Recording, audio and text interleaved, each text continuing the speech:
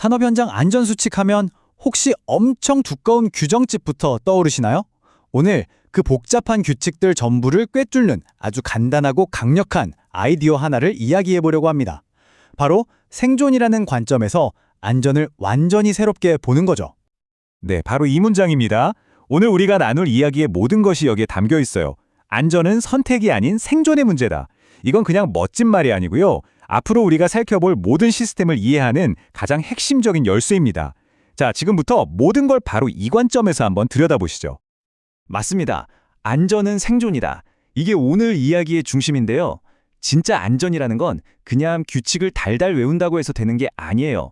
위험이 뭔지 그 본질을 이해하고 대비하는 마음가짐, 말하자면 생존 기술 그 자체에서 시작되는 겁니다. 그렇다면 이 생존을 위한 시스템 대체 어떻게 만들 수 있을까요? 되게 복잡할 것 같지만 사실은요. 모든 안전 시스템은 아주 간단하고 튼튼한 두 개의 기둥만 있으면 세울 수 있습니다. 첫 번째 기둥은 선제적 설계입니다. 말 그대로 위험이 생길 틈을 아예 주지 않는 거죠. 설계 단계에서부터 사고의 가능성을 원천적으로 막아버리는 거예요. 그리고 두 번째 기둥은 지속적 점검입니다. 아무리 완벽하게 지어놔도 시간이 지나면 낡고 약해지잖아요. 그러니까 끊임없이 확인하고 보수해서 안전한 상태를 유지하는 겁니다. 어때요? 정말 간단하죠?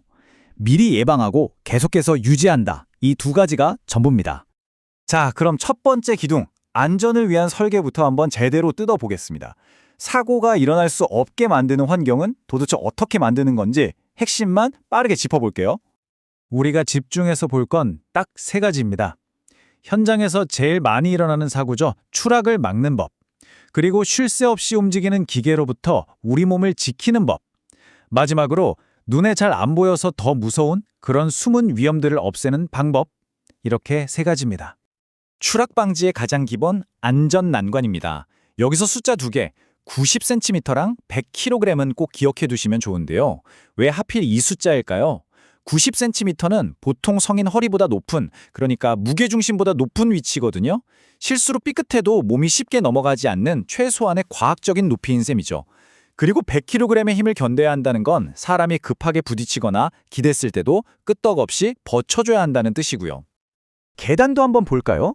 폭이 1m는 돼야 하는 이유는 혹시 모를 비상 상황에서 사람들이 서로 엉키지 않고 지나가거나 장비를 든 채로도 여유 있게 움직일 수 있는 최소한의 공간이기 때문입니다.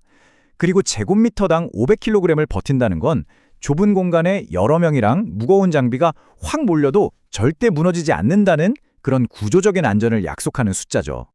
정신없이 일하다 보면 사실 발밑까지 신경 쓰기 어렵잖아요. 바로 그래서 이런 바닥에 뻥 뚫린 구멍들이 정말 치명적인 사고로 이어지는 겁니다. 해결책은 아주 간단하면서도 절대적이에요. 무조건 튼튼한 덮개나 울타리로 막아야 합니다. 잠깐인데 괜찮겠지 하는 생각이 가장 위험한 겁니다. 이번엔 움직이는 기계의 위험을 좀 볼게요. 윙윙 돌아가는 벨트나 맞물려 돌아가는 기어들, 생각만 해도 아찔하죠? 옷자락이나 신체 일부가 순식간에 빨려 들어갈 수 있거든요. 여기에 대한 해결책은 타협이 없습니다. 무조건 덮개를 씌우거나 울타리를 쳐야 돼요. 위험한 부분이 그대로 노출된 상태는 단 1초도 허용돼서는 안 됩니다. 자, 이번엔 숨겨진 위험입니다. 어둡고 물건이 막 쌓여있는 통로, 그 자체가 하나의 함정이나 마찬가지죠. 그래서 법으로 명확하게 정해놨습니다. 머리를 부딪힐 일 없게 높이 2m까지는 깨끗하게 비워둬야 하고 발밑이 선명하게 보이도록 조명은 최소 75럭스 이상을 유지해야 한다고요. 눈에 보이지 않아서 더 무서운 위험, 바로 전기죠. 전기가 흐르는 부분이 그대로 노출돼 있다면 정말 스치기만 해도 돌이킬 수 없는 사고가 날 수 있습니다.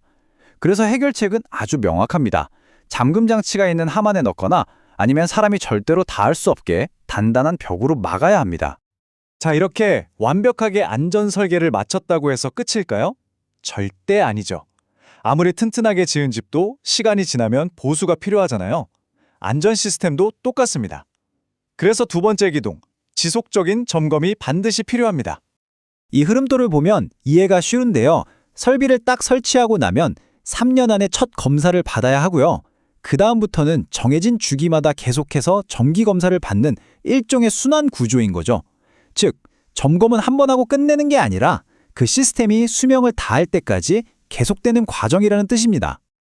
그럼 그 정기 검사 얼마나 자주 해야 할까요? 다른 건 다 잊어도 괜찮은데 이 숫자 2 하나는 기억해 두시면 좋습니다. 대부분의 위험한 기계나 설비는 2년에 한 번씩은 꼭 정기 검사를 받아야 합니다. 물론 예외도 있어요. 훨씬 더 위험하고 변수가 많은 건설 현장 기계는 주기가 6개월로 아주 짧고요. 반대로 평소에 안전관리가 정말 철저하게 잘 되는 곳은 주기를 4년까지 늘려주기도 합니다. 위험도에 따라서 점검 주기를 탄력적으로 조절하는 꽤 합리적인 시스템이죠. 자, 지금까지 선제적 설계와 지속적 점검이라는 두 개의 큰 기둥을 살펴봤습니다. 그럼 이 모든 게 대체 왜 이렇게 중요할까요? 단순히 법을 지키기 위해서일까요? 물론 현실적인 이유도 있습니다. 이런 규정들을 어기면 당연히 과태료가 나오고 만약에 큰 사고라도 나면 무거운 법적 처벌로까지 이어질 수 있으니까요. 이것도 분명히 중요한 이유 중 하나입니다. 하지만 우리는 이야기의 시작점으로 다시 돌아가야 합니다.